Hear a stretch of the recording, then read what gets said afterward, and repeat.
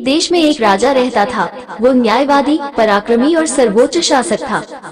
वो बेहतरीन ढंग से शासन चला रहा था। उसके राज्य में जनता बहुत खुश थी। एक बार उसके राज्य के सभी मंडलों में चर्मरोग अपना पंख पसार रहा था, जिसके चपेट में आकर लोग मर रहे थे। सारी जनता बहुत परेशान थी। ये राज्य की एक बड़ी समस्या के रूप में उभर कर आई। राजा बहुत परेशान होकर अपने मंत्रियों और वैद्यों की मदद से इस समस्या को हल करने की कोशिश की, परंतु समस्या ज्यों की त्यों बनी हुई थी। अंत में राजा ने एक निर्णय लिया। उन्होंने कहा कि पूरे राज्य में ये घोषणा कर दी जाए कि जो इस समस्या को हल करेगा उसे मनचाहा इनाम दिया जाएगा। ये खबर सुनने के बाद रामपुर गांव में रहने वाला रामना नामक वैद्य दरबार में आया और उसने बड़े सूझबूझ और अथक परिश्रम के बाद राज्य की समस्या का समाधान कर दिया। राजा बहुत खुश हुआ। वो वैद्य को देखकर बोला, तुमने जनता की समस्या का समाधान कर दिया है, अब बताओ तुम्हें क्या चाहिए।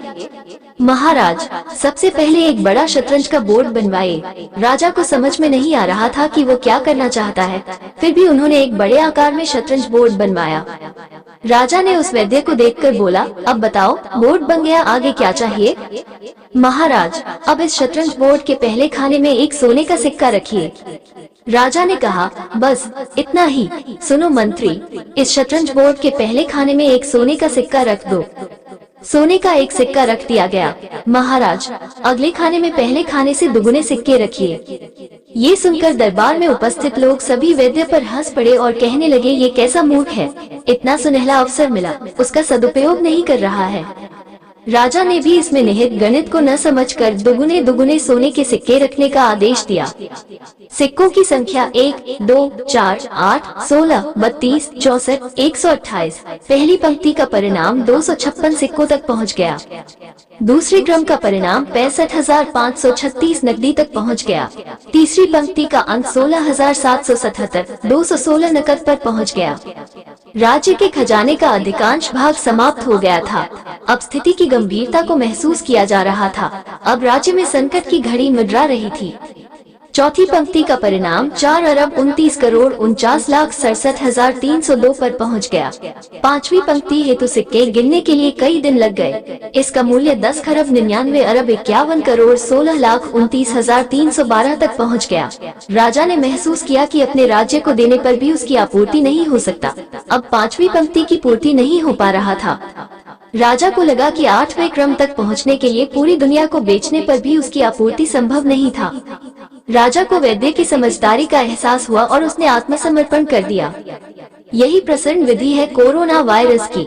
कोरोना का समाज में फैलाव लगभग 2.6 गुना है। 2 के हिसाब से 8 दिनों में 256 लोगों तक फैल गया। यदि यह बिना किसी रोक टोक या बिना किसी लॉकडाउन के सभी लोग स्वतंत्र रूप से रहने को छोड़ दिया जाए तो यह इस प्रकार फैलता है। कोरोना वायरस का फैलाव पहले 8 दिनों में न्यूनतम ही रहता है, फिर 9वें दिन इस वायरस का प्रभाव 512 दिन तक फैल जाएगा। 10वें दिन 1024, 11वें दिन 2048, 12वें दिन 4096, 13वें दिन 8192 है, 14वें दिन 16384 है। इस प्रकार 20वें दिन 1048, 576, 25वें दिन 33,554, 432। ठीक है, चलो इस गणित में निहित श्रृंखला को तोड़ते हैं, तो क्या होगा। 8वें पर 512, अगर हम उन्हें अलग थलग कर दे और खुद को अलग कर ले तो क्या होगा। 512 अलगाव, फैलने वाले वायरस को अगला शरीर उपलब्ध नहीं होने पर। अलगाव के कारण कोरोना वायरस फैलने हेतु नए शरीर न मिलने पर 14 दिनों में यह वायरस मर जाता है और यह संख्या धीरे धीरे घटने लगती है।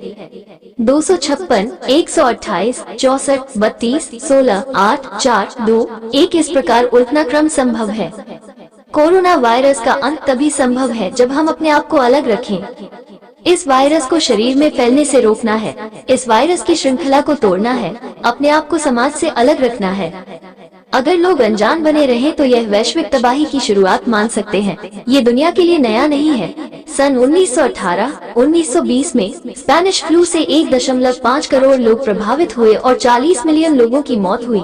इस दौरान भी अलगाव पर जोर दिया गया था, पर लोगों ने इसका पालन नहीं किया, इसलिए उस समय अधिक जनहानि का सामना करना पड़ा। निष्कर्ष ये है कि स्वनियंत्रण ही कोरोना नियंत्रण है। नियंत्रण में रहें और कोरोना को नियंत्रण में रखें।